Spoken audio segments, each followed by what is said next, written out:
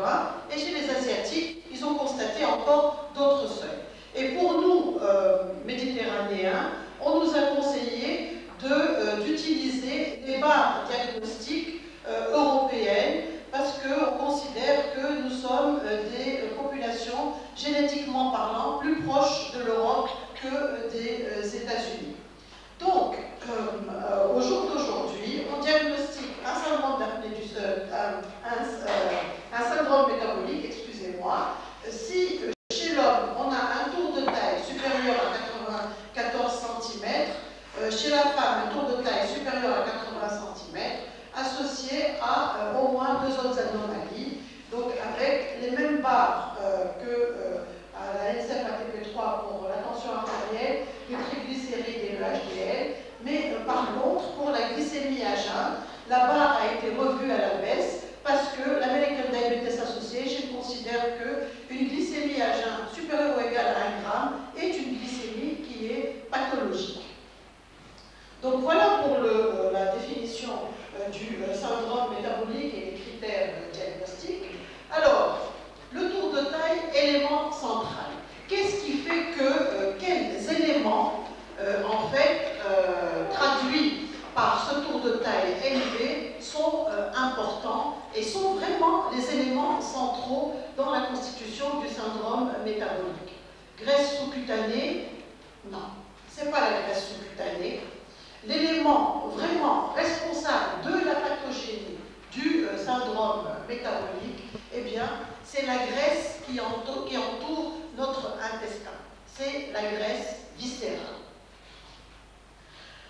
Alors, donc, syndrome métabolique, alors vous avez là un sujet, tour de taille donc, élevé, ce qui va entraîner une insulinorésistance, et ceci va entraîner les anomalies observées donc, au cours du syndrome métabolique. Je ne vais pas parler de l'hypertension artérielle, parce que le docteur Baal j'en a parlé longuement hier, et je vais vous parler, moi, de l'élévation de la glycémie et des anomalies lipidiques qui sont des taux de triglycérides élevés et un taux de HDL bas, le profil que l'on observe au cours du syndrome métabolique.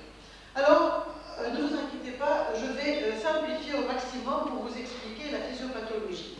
Il faut retenir qu'il y a des acteurs principaux qui sont extrêmement importants dans la pathogénie.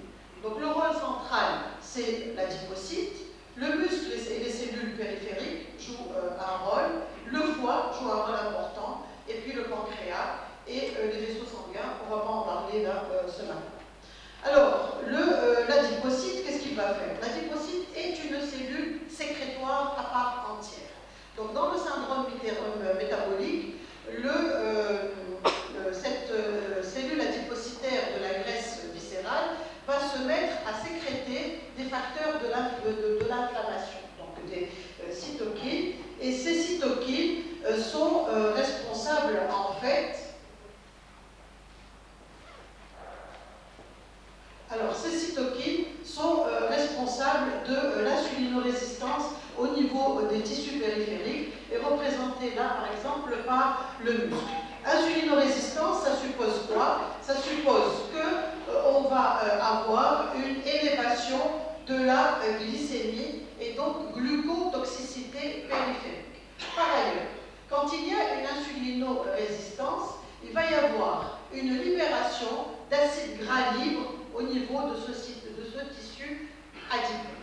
Acides gras libres qui vont aller aussi vers les tissus périphériques et qui vont provoquer une lipotoxicité et qui vont aggraver l'insulinorésistance périphérique.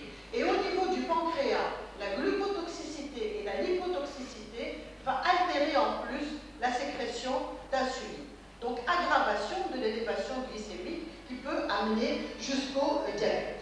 Par ailleurs, les acides gras libres sont des substrats qui vont affluer vers le foie, et le foie, quand il a une affluence d'acides gras libres, qu'est-ce qu'il fait? Eh bien, il va fabriquer beaucoup de triglycérides. Il va fabriquer beaucoup de triglycérides, donc on va avoir c'est les VLDL, des triglycérides élevés, et autre anomalie métabolique qui va accompagner et qui accompagne toujours ce phénomène, c'est un abaissement des HDL, et puis c'est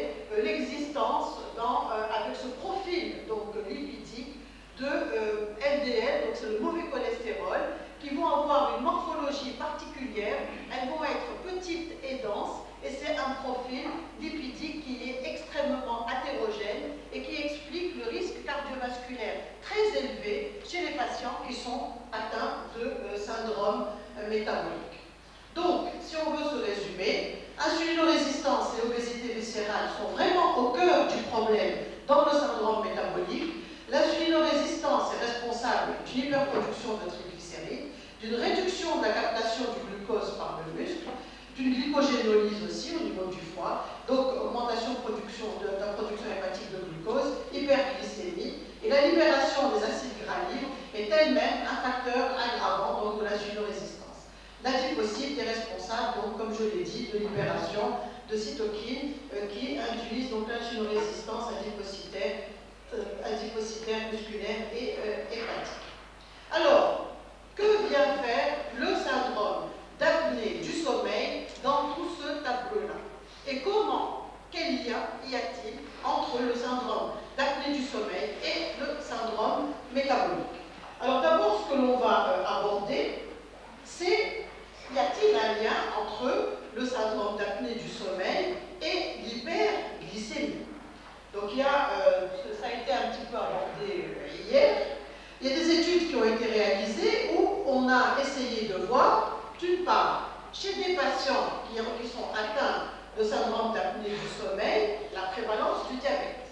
Alors qu'est-ce qu'on a constaté? Que les sujets atteints de SAS, comparés à un groupe témoin non SAS, ont une prévalence de diabète qui est plus élevée, de manière significative. Alors, dans cette étude, ont été pris 679 patients atteints de syndrome d'apnée du sommeil, avec un index donc apnée-hypopnée supérieur ou égal à 5 par heure, qui ont été comparés à des sujets contrôle. Et ils ont eu une polysomnographie, une hyperglycémie provoquée, une évaluation de l'index OMA, qui est l'index qui permet d'évaluer l'insulinorésistance.